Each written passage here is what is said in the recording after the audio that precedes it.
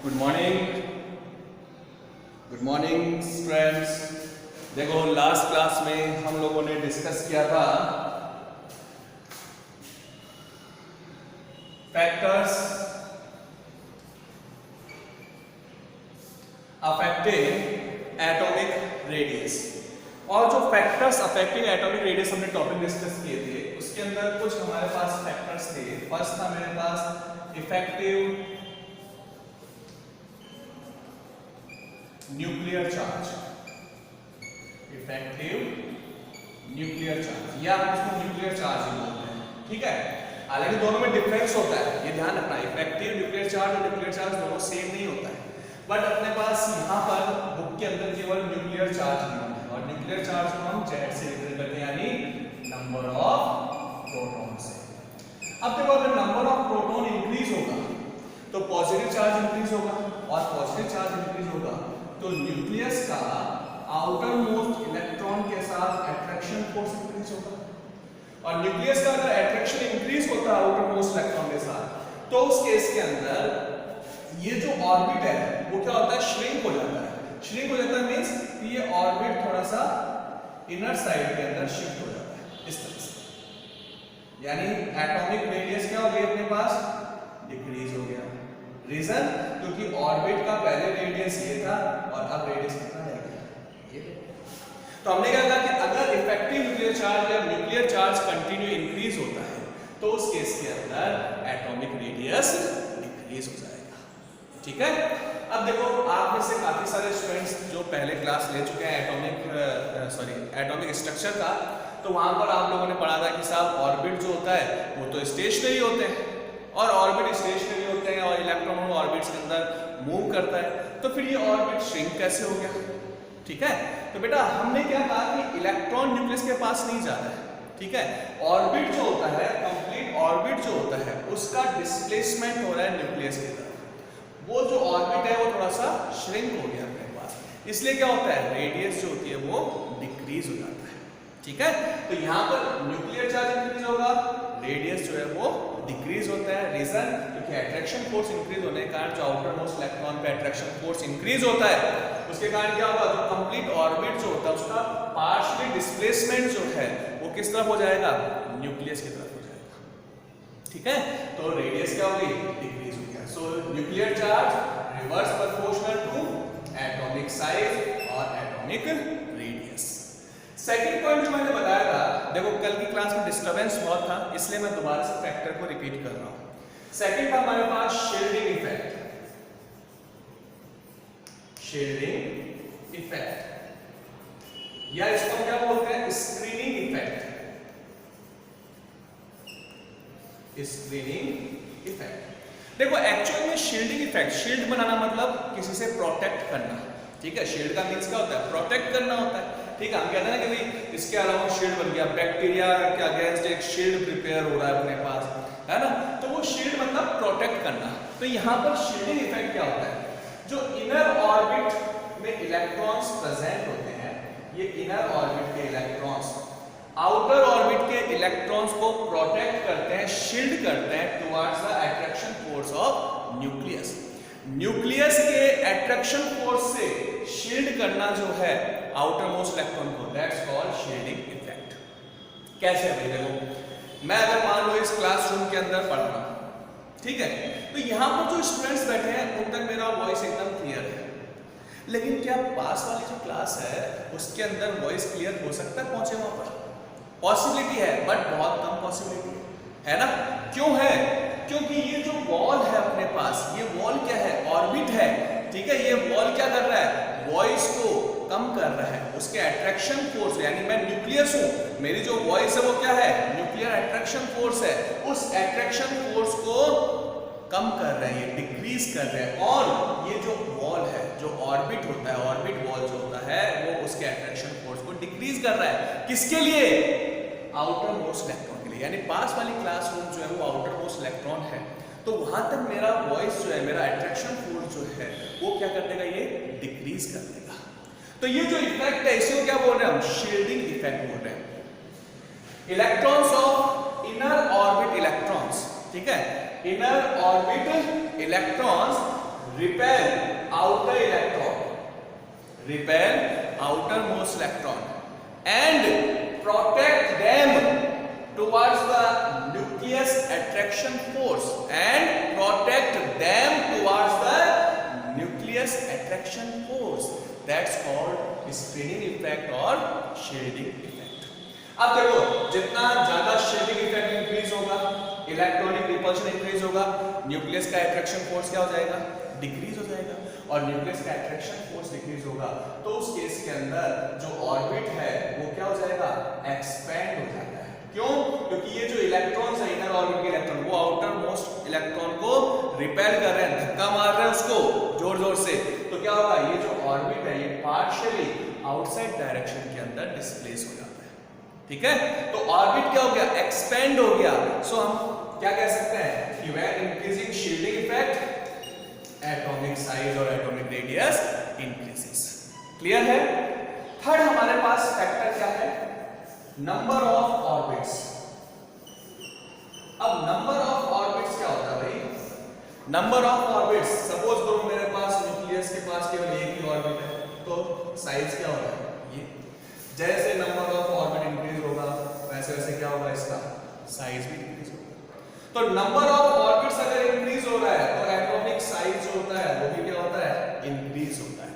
तो atomic size number of orbits पे depend करता है. अगर नंबर ऑफ ऑर्बिट्स इंक्रीज होगा तो एटॉमिक साइज भी इंक्रीज होगा.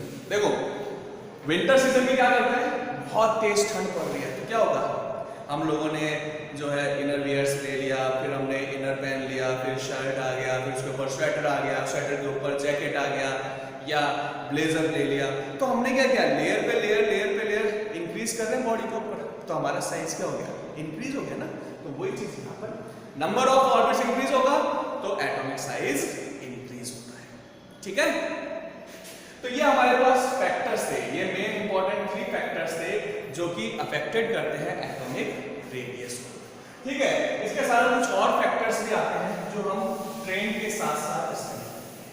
तो ये तो था हमारे पास अफेक्टिंग फैक्टर्स. अब हम बात करते हैं पीरियोडिक ट्रेंड की, कि हमारे पास एटॉमिक रेडियस जो होता है वो कैसे इंक्रीज या डिक्रीज होगा, क्या पीरियोडिक ट्रेंड होता है उसके अंदर, वो हम डिस्कस करते हैं. ठीक है, तो देखो पीरियोडिक ट्रेंड की अगर बात करें तो अगर हम लेफ्ट टू राइट मूव करते हैं इन पीरियोडिक टेबल,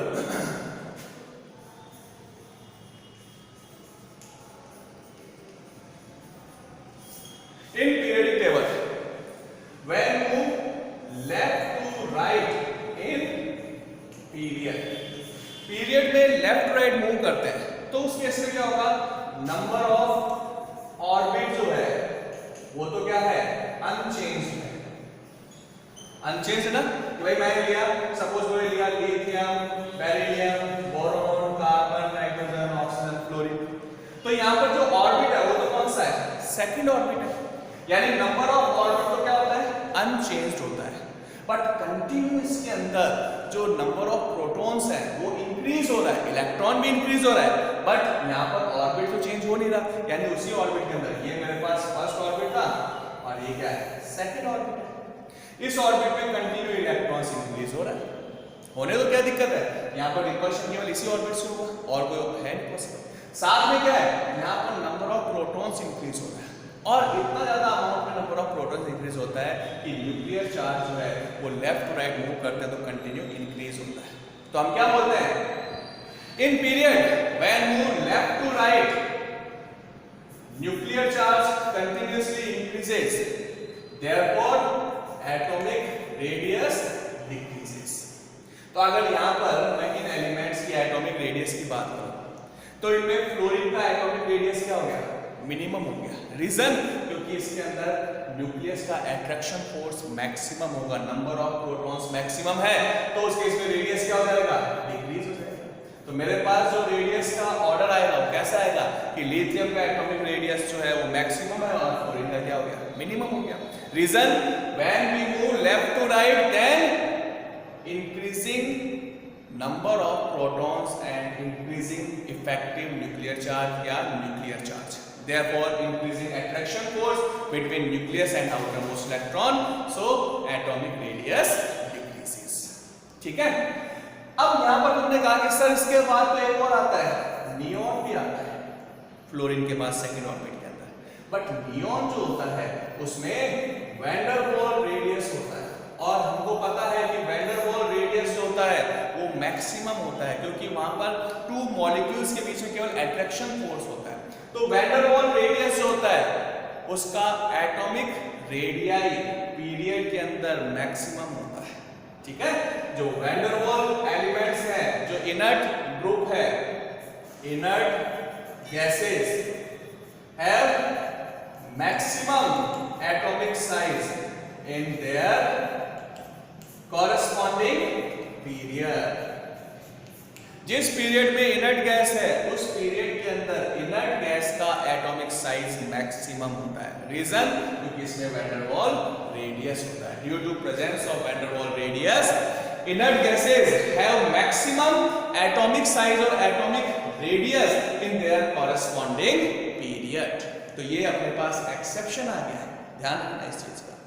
पीरियड में नॉर्मली एटॉमिक साइज डिक्रीज होता है, बट इनर्ट गैसेस का एटॉमिक साइज मैक्सिमम होता है, यानी लिथियम से भी ज्यादा होगा एटॉमिक साइज किसका, इनर्ट गैसेस यानी नियॉन का, ठीक है। अब हम बात करते हैं ग्रुप की। When you group in group up to down, अगर ग्रुप में अप टू डाउन की बात करें तो ग्रुप में अगर हम अप टू डाउन मूव करते हैं तो उस केस में क्या होगा, continue number of orbit increase होता है, second then third then fourth then fifth then sixth, ऐसे होता है ना। तो हमारे पास in group when move up to down then increasing number of orbit, increasing number of orbit, therefore also increasing atomic size। क्योंकि नंबर ऑफ ऑर्बिट इंक्रीज होगा तो न्यूक्लियस का अट्रैक्शन फोर्स डिक्रीज जाएगा, डिस्टेंस इंक्रीज होता जा रहा है, distance increase होगा तो अपने पास यहाँ पर अट्रैक्शन फोर्स कम हो जाएगा, स्क्रीनिंग इफेक्ट इंक्रीज होगा, नंबर ऑफ ऑर्बिट इंक्रीज हो रहा है तो एटॉमिक साइज जो है उसमें इंक्रीमेंट होता है, ठीक है। तो जनरली हमारे पास जो पीरियडिक ट्रेंड की बात करें तो हमारे पास क्या ट्रेंड आया कि पीरियड में left to right atomic radius decrease होता है, अप टू डाउन मूव करते हैं तो एटॉमिक रेडियस इंक्रीज होता है। आयंस का रेडियस हमने लास्ट टाइम डिस्कस कर लिया था, कैटायन का रेडियस न्यूट्रल कंपैरिजन में स्मॉलर होता है और एनायन का ग्रेटर होता है। रीजन मैंने बता ही दिया कि कैटायन के अंदर क्या होता है, नंबर ऑफ प्रोटॉन्स ज्यादा होते हैं, यानी न्यूक्लियर चार्ज इंक्रीज हो जाता है इसलिए रेडियस डिक्रीज होगा। एनायन के अंदर नंबर ऑफ इलेक्ट्रॉन्स जो है प्रोटॉन के कंपैरिजन में ज्यादा है तो स्क्रीनिंग इफेक्ट इंक्रीज होता है, रिपल्शन इंक्रीज होता है, ठीक है। तो अट्रैक्शन फोर्स डिक्रीज होगा इसलिए अपने पास रेडियस जो है वो इंक्रीज हो जाता है। तो ये हमारे पास दो फैक्टर आ गए, ट्रेंड आ गया पीरियड के अंदर और ग्रुप के अंदर। अब हम इसके अंदर कुछ एक्सेप्शन केस की बात करें तो एक तो मैंने बात कर ही लिया वैन डेर वाल्स रेडियस का, एक और एक्सेप्शन केस की बात करें। Generally when we move up to down in the group then atomic radius increases, but in case of boron, aluminium and gallium, 13 group की बात कर रहा हूँ मैं। When we move boron to aluminium then atomic radius or atomic size increases, but when we move aluminium to gallium then atomic size remains constant और approximate constant, ठीक है। तो एटॉमिक रेडियस या एटॉमिक साइज जो है वो constant है या अप्रोक्सीमेट कांस्टेंट है। उसका रीजन क्या है, because when we move aluminium to gallium then with increasing one orbit 18 protons increases. देखो एल्यूमिनियम से गैलियम में आया तो नंबर ऑफ ऑर्बिट कितना इंक्रीज हुआ है, केवल एक ऑर्बिट इंक्रीज हुआ है। एल्यूमिनियम थर्ड ऑर्बिट में था, गैलियम फोर्थ ऑर्बिट में, बट एक ऑर्बिट में इंक्रीमेंट के साथ क्या हो रहा है, प्रोटॉन कितने इंक्रीज हो गए, 18 प्रोटॉन्स इंक्रीज हो गए, ठीक है। 18 प्रोटॉन्स इंक्रीज होते हैं और 18 प्रोटॉन्स इंक्रीज होगा इट मींस न्यूक्लियर चार्ज जो है बहुत ज्यादा इंक्रीज हो जाता है और न्यूक्लियर चार्ज इंक्रीज होगा तो एटॉमिक रेडियस क्या हो जाएगा, इंक्रीज होगा। सो एल्यूमिनियम और गैलियम का एटॉमिक रेडियस जो होता है वो अप्रोक्सीमेट सेम होता है या बहुत माइनर चेंज होता है। उसका रीजन क्या है, because increasing 18 protons with one orbit, so effective nuclear charge increases in gallium, therefore atomic radius तो यही रीजन है हमारे पास कि एल्यूमिनियम और गैलियम जो होता है उसका एटॉमिक रेडियस जो होता है वो अप्रोक्सीमेट सेम होता है। तो ये था हमारे पास एटॉमिक रेडियस के अंदर पीरियडिक ट्रेंड। ठीक है, नेक्स्ट क्लास में हम करेंगे नेक्स्ट प्रॉपर्टी आयोनाइजेशन M10।